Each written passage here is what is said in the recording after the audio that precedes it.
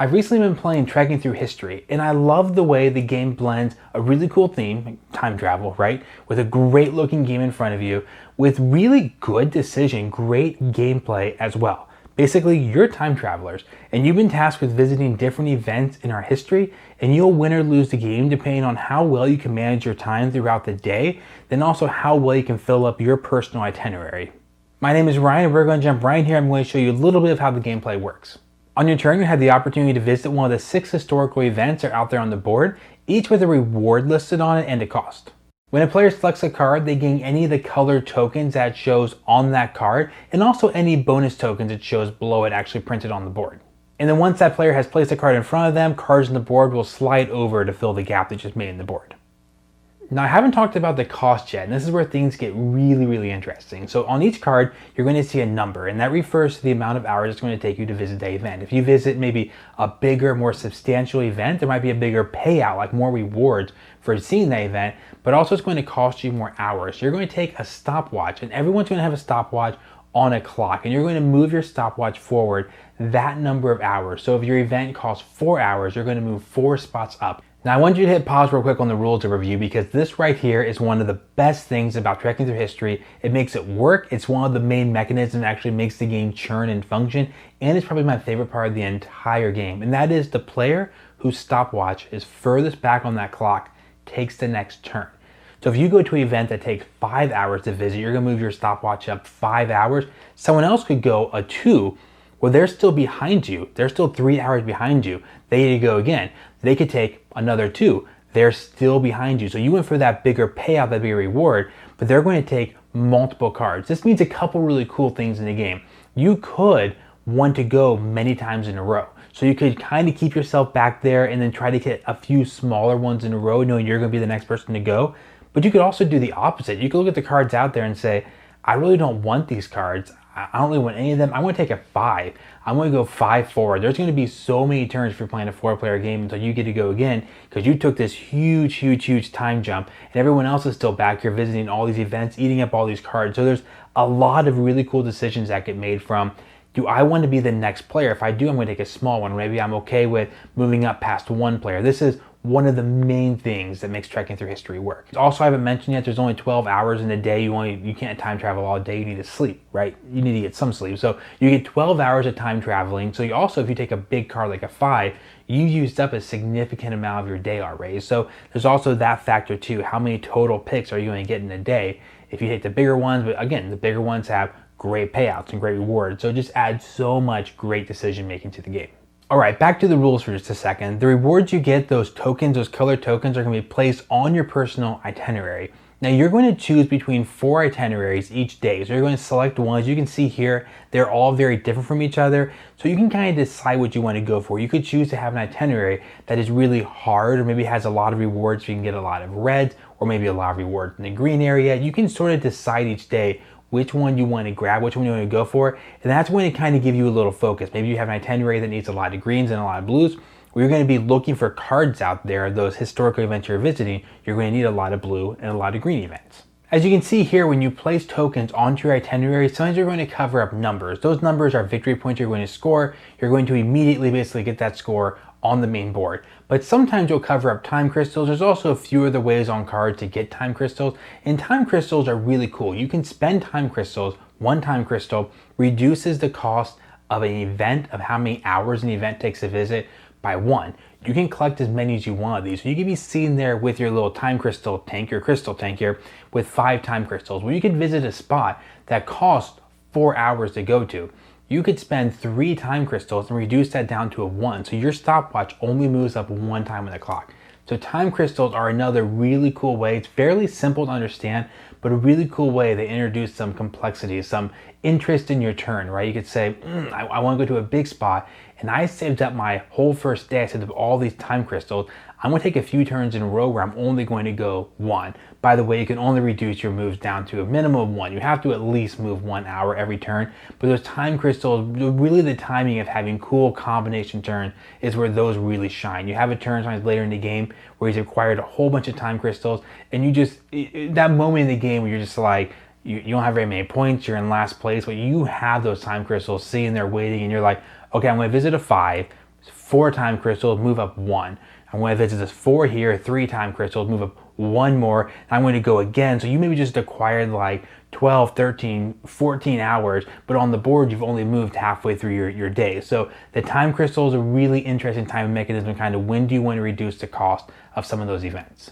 All right, so there's one more huge part of gameplay that I haven't even mentioned yet, and that is this idea of treks. And what a trek is, when you take a card, when you visit a historical event, let's say you visit an event in 1522, you're going to get the reward, you're going to get the bonus reward, you'll have to pay your cost in hours. Your stopwatch is going to move up, but you're going to take that card, 1522, and put it in front of you. Next turn, you're going to pick another card, get the reward, pay the cost in hours. If that card comes later in history, let's say it's 1604, you're going to take that card and put it on top of your 1522, whatever number I said, card. As long as you can keep your events going chronologically in order, getting closer and closer and closer to modern times, you're going to score a lot of endgame score. Basically, at the end of the game, however big your treks are, like a trek of 10 cards in a row is 30 points, which is huge at the end of the game, as long as you keep those events in order. Whenever you have to skip back and go to an order event, let's say you have all these cards in order up to 1953, you take a card that's, 222. You take all those, put them in a stack, start a new trek over at 1 card. I guess you could say it's thematic, maybe in history, these are your time travelers, right? You're going back in time, you're getting closer to modern time, so skipping back in time again, maybe depending on your version of time travel, it's more difficult to do. And then finally, once all players have made to the 12-hour mark, you start a second day. So you're going to get rid of those day 1 cards that's still on the board, deal out day 2. Everyone's going to get new itineraries. You're going to start over for day 2, and you do a total of 3 days in the game. And believe it or not, all this combines into a fairly lightweight family complexity game. It sounds like a lot, but it's actually really easy to teach to kids. It's really easy to teach to gamers and non-gamers. It's just a great kind of complexity level, kind of in that not light, not super light, but gives you some good decisions in that light to medium kind of category. My favorite thing about the game by far is just how interesting every decision you're making is. Like, you're just drafting cards, and it's great that there's not a cost you're paying other than time. There's not a cost you're paying for each card. So it's not like you have to go through a process of acquiring wood and stone and trading it for resources. That's what makes this game simple and approachable. On your turn, you can take any card you want out there. Actually, you can actually take any card. If you're really close to that 12-hour mark, you can still go over for your final draft. So basically, you can always take every card out there. There's a reward for taking exactly 12 hours. I didn't really get into a few bonus victory points for doing that. But basically, on your turn, you can take any of the cards out there. They're all available to you at all times. So it's light in that sense. But you have great decisions like, okay, like I said earlier, do you want to take this and jump way forward in the hours? Do I want to kind of delay for a turn? I might want to keep my trek in order. I have a really good trek going. The trek bonuses are not in order. It's not like every single trek. 1 card is 3, 2 cards is 6, 3 cards is 9. It gives you like skewed to the higher reward. So once you get to that 9th card, 1 more card to 10 cards is huge. So really thinking about, is this a trek that can make it all the way to 10? Is this one that I probably should just restart now? Or I was planning on going to a higher trek count, but there's a gray card out there that's like 2000 BC, so maybe I'll just take that, start a really old trek. It has the perfect bonuses for me. Basically, all those things go in every turn where you're trying to balance out so much. It gives you really, really cool decisions. But again, it's not overly complicated. It's not like you had to plan 6 turns ago to get your resource production going, your clay mine going. You can take any card you want to, so you're just basically evaluating on each and every turn what is the best card out there for right now.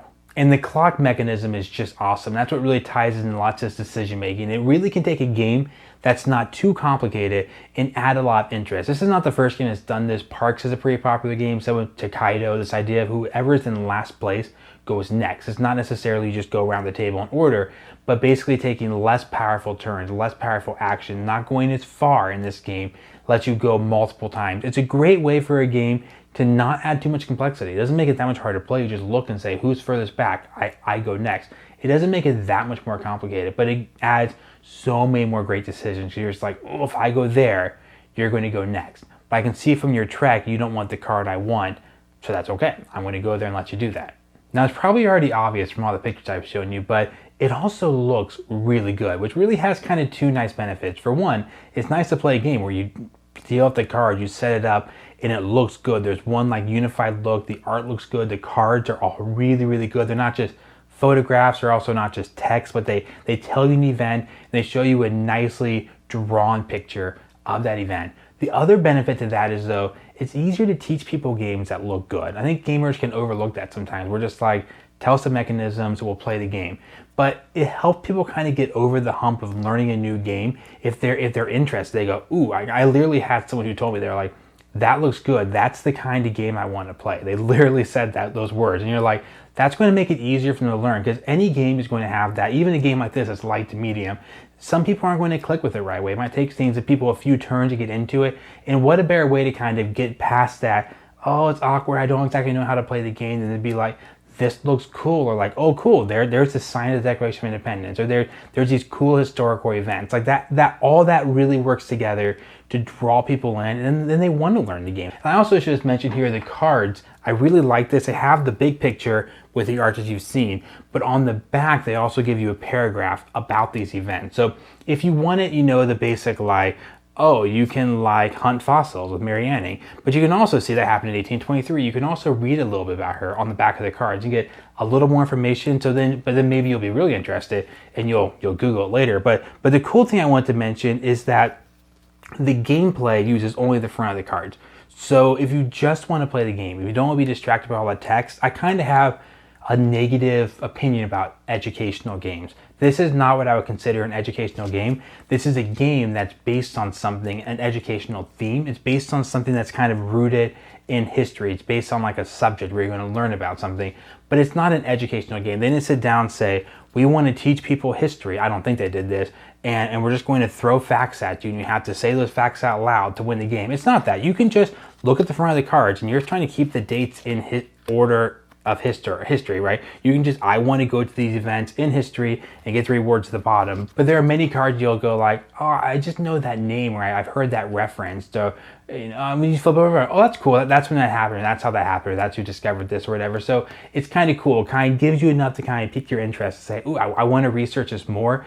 But they do it in a clever way where you never have to turn the cards over. The cards are always face up. So if you want to just play the game, especially if you played a few times, you're not like, still enamored by the back of the cards or the event, you can just play the game. You can just have the cards out here, focus on the front, ignore them. If you're interested, they're there for more information.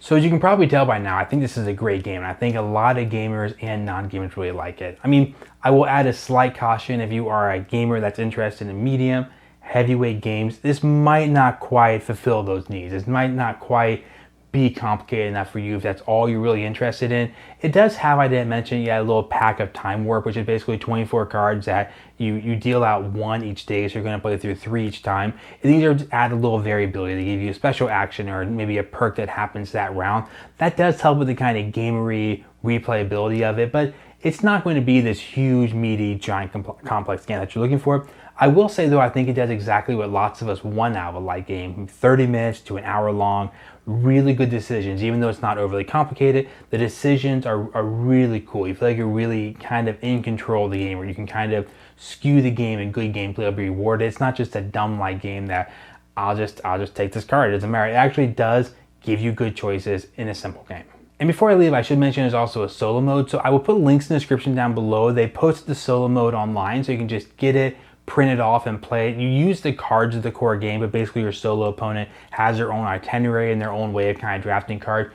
It's a really good solo mode. It does kind of what I want lighter solo modes to do. Again, kind of the whole complexity thing. It's not going to be this big, robust system that gives you these epic plays, but it basically does what I want in the light solo mode, which is imitate the feeling of the core game. You want to visit cards, you want to keep your treks in order, you want to fill your itinerary, but you don't want to let the solo opponent take certain cards. You can kind of see what rewards they're going to get along the way, so you might be trying to keep certain cards away from them. Then it comes with 4 levels of difficulty, and they're really good. The easy is pretty easy. The second and third, I haven't tried the hardest one yet, but the second and third I found to be a really good challenge. So a good kind of span of 4 different difficulties you can play against. Really kind of fun. The solo experience is probably like a half-hour experience or so. So it really kind of fits the nature of this game. Now, if you made it to this point in the video just to hear me now switch gears and say all the things I hate about the game, you're not really going to get. I don't really see a lot of negatives in this game. I mean, don't play it if you're wanting a huge, long epic. Don't play it if you need a game for more than 4 players. But what it sets out to do, light, family weight, drafting game, it does a great job. All right, so there are my thoughts on Trekking Through History. Hopefully seeing the game in action, all the different shots of it, and kind of hearing me talk about the mechanism kind of helps you decide whether it's the right game for you, right game for your gaming group. Of course, if you did find the video helpful, liking the channel down below really is nice. Also, if you want to subscribe, you'll see lots of videos like this where I show you some games I really like, sometimes games I don't like very much, but I also do lots of fun board game playthroughs with people, some solo ones, and then fun things like top 10 videos too.